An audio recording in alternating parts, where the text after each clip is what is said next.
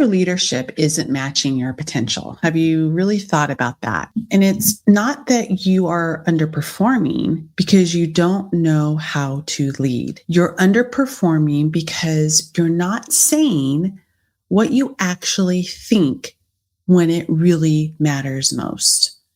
And you know exactly what I'm talking about. The moment where you hesitate, you adjust or even hold back, your confidence goes down the drain, you're hesitant because if you say the wrong thing, that spotlights are on you.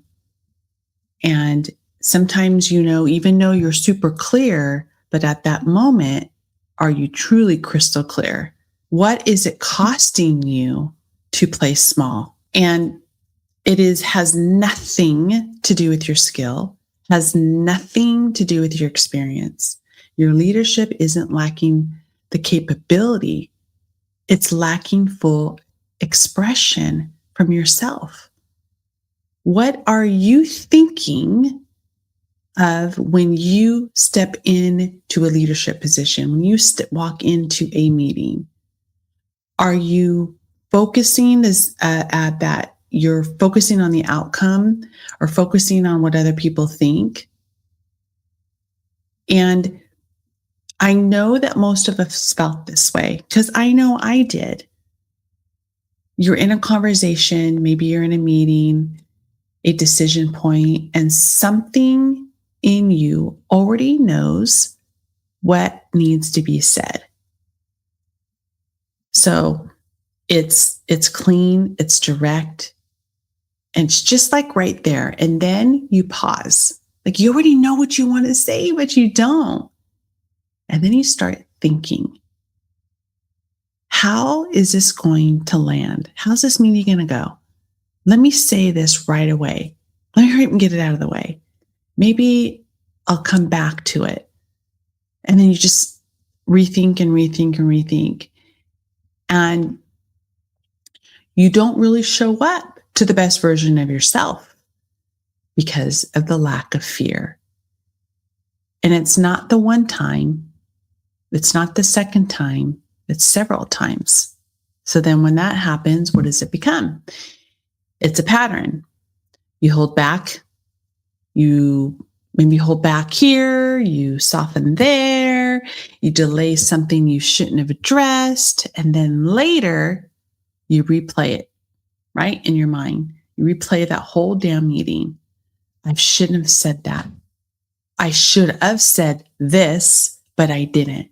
I knew exactly what I was going to say, and I was prepared, and I, looked at myself in the mirror, and I was like repeating, looking at myself like, how would I look like when I'm presenting in this meeting? And you knew exactly what it is that you want to say, and you don't do it. Why? I had one of those moments where we were in the middle of a very high pressure situation. And my full background is mortgage, banking, lending, did it for 37 years and ran multi-billion-dollar companies, started companies from ground up. And let me tell you, in this field, you had to have a very tough skin, where I remember had to speak at a very high executive meeting and walking out of there crying, thinking, oh my gosh, it was so terrible. And then the pressure, it was high pressure, thinking, oh my gosh, when you walk in there, you just forget everything. And that high pressure situation was like going over pipeline timelines. All the stuff just starts stacking up. Everyone was looking for direction from me. And I knew exactly what I needed to do and what I needed to say. It wasn't complicated. I played it in my head that it was complicated. I knew exactly what I needed to do. It was clear, concise, but I didn't say it right away.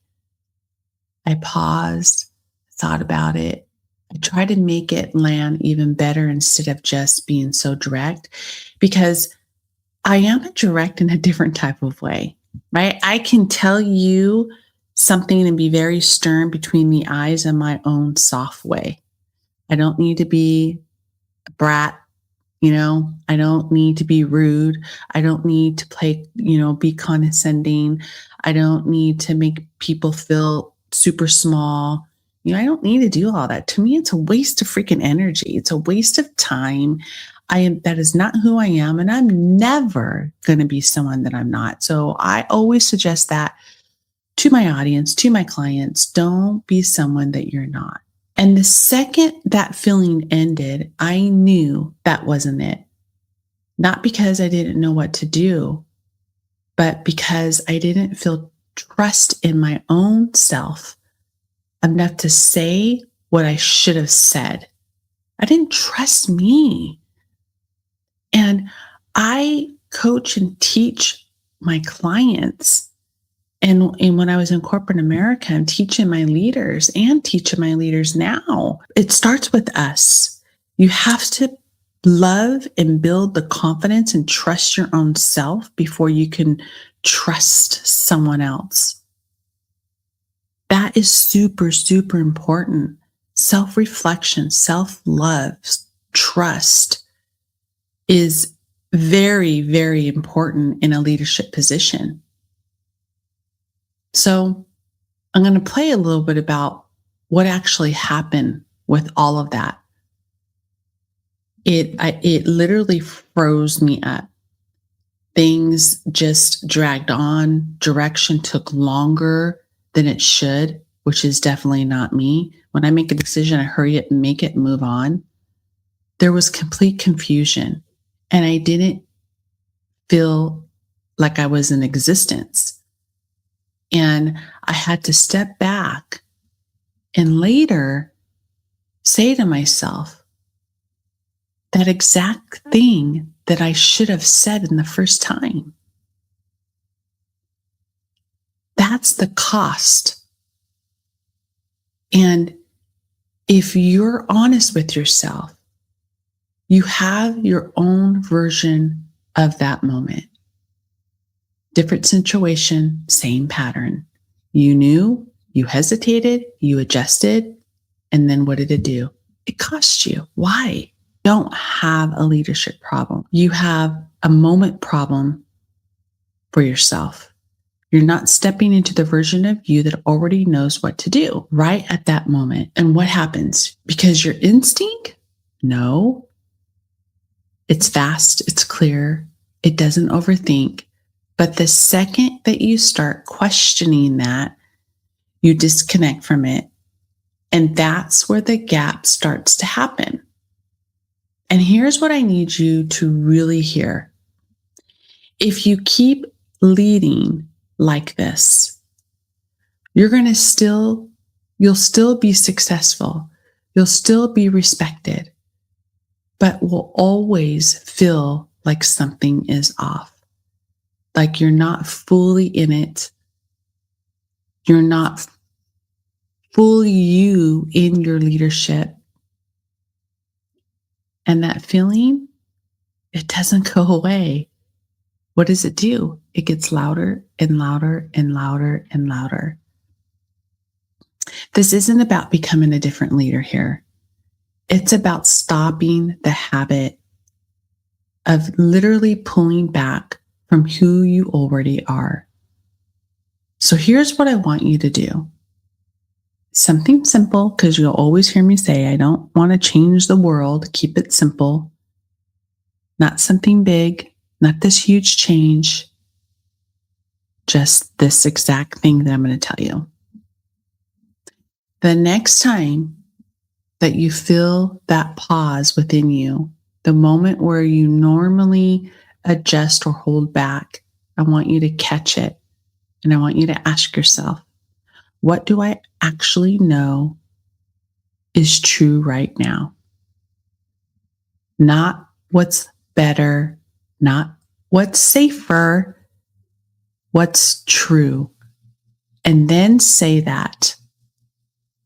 It might feel completely uncomfortable for you, but it's good. Good. I want you to feel uncomfortable. That means that you're not defaulting to the old version of you. You're stepping into the one who doesn't hesitate in those moments. So get out of your comfort zone. It's okay to step into the new version of you.